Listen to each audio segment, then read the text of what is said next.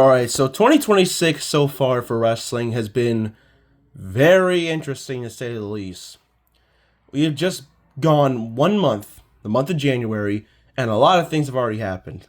Like Drew winning the WWE Championship, you had the whole TNA debut on AMC, which was just horrible. But one of the major things that's really popped my eyes and has really kept me glued is not just the fact that NXT is continuing to deliver on a weekly basis like it did last night, but the fact that Smackdown, the show that I shat on a lot in 2025, is somehow delivering good weekly quality shows. And it's crazy because when it was announced it was going back to 3 hours, everybody was just like, ugh, why, just why? And it's very simple why. Because even though SmackDown was going 3 hours, and a lot of people thought, myself included, thought it was an actual solid idea because it gave more people time on television, the way how they booked it was terrible. But it looks like they learned from their mistake because these past 3 weeks, they've actually used the 3 hours very well to showcase main eventers, mid-carders for both the women and the men, and also showcase lower card acts like Kit Wilson and his amazing theme song that has gotten him over as hell with the crowd. So, while they are delivering great things for SmackDown, it's really crazy the fact that they're failing for Raw and they're not giving us the best time to actually be a fan of Raw and actually look forward to anything that happened next week. Because I was at work on Monday and I just skipped pretty much everything about Raw and didn't really care much for it. I didn't even go back and watch it when I got home. And I should tell you how much I didn't really care much for that episode of Raw because it was kind of predictable for me. But as much as I want to give props for SmackDown, the fact that they're actually delivering something great and interesting for once, with the future stars being built like Trick Williams was, being the last thing that was shown on SmackDown last week, I can't speak all positives for that show because there is, of course, the one negative thing that is still affecting the brand. And it's a thing that I talked about a lot on this channel. And that, of course, is the SmackDown women's division. So, even with the introduction of Jordynne Grace and Lash Legend on the SmackDown brand, the overall quality for the women's division on SmackDown has still been an absolute disaster. And one of the key things that really has made it clear for me is Jade Cargill's run as women's champion. Now, do I think that giving her the title, like having her beat Tiffany Stratton, was the right call? Absolutely, because Tiffany Stratton's run as champion was terrible. Like, she went out and just faced the same woman God knows how many times. She faced Nia Jax so many times, faced Jade Cargill so many times, had a terrible build-up and a terrible match against Charlotte Flair at WrestleMania.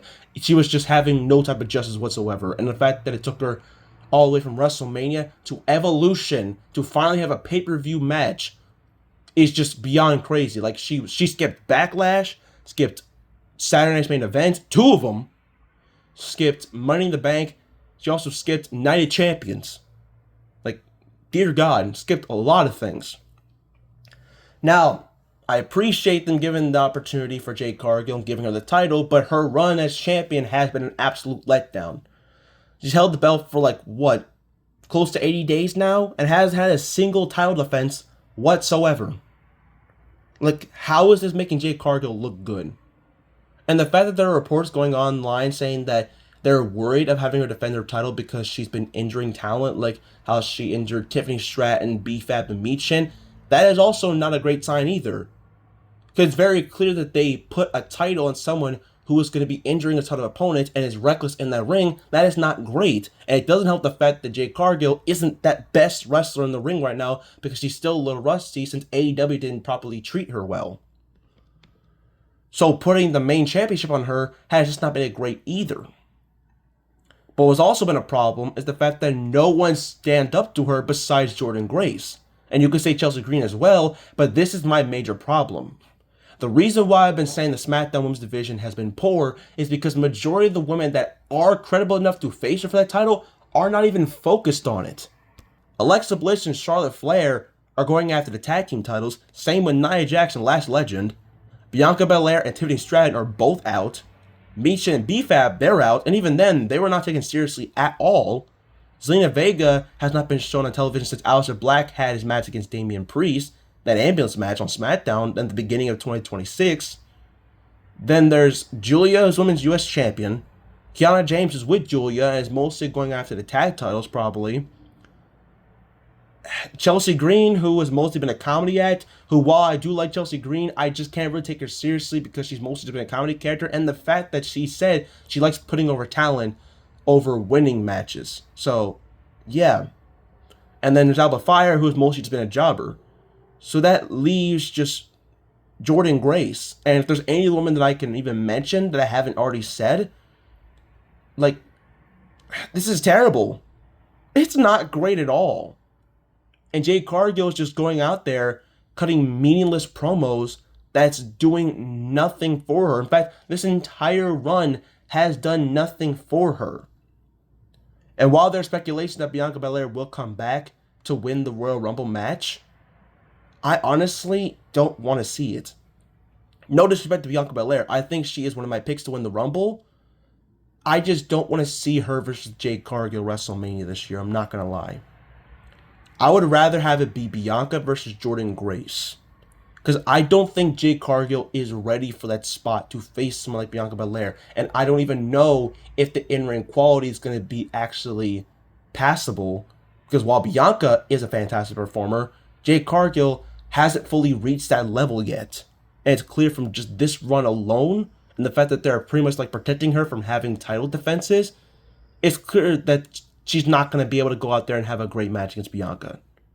So I would rather just take a risk like they did with Drew McIntyre and put the title on Jordynne Grace. And I know, yes, she just got called up, but Jordynne Grace has been someone that should have been a champion at NXT, but they didn't give it to her. And I feel like is ready for that major spot to face someone like Bianca Belair, because that is a match that I want to see. That, to me, will be a great match. And yes, I know that Bianca and Jade have the storyline, but even with the story, I generally do not think Jade Cargill can carry herself to go toe-to-toe with Bianca Belair. I think what WWE needs to do is take that title off of her, because it's clear she's not ready. It's clear she's not ready for a big program and heading straight to WrestleMania as champion. But that's all I gotta say, man.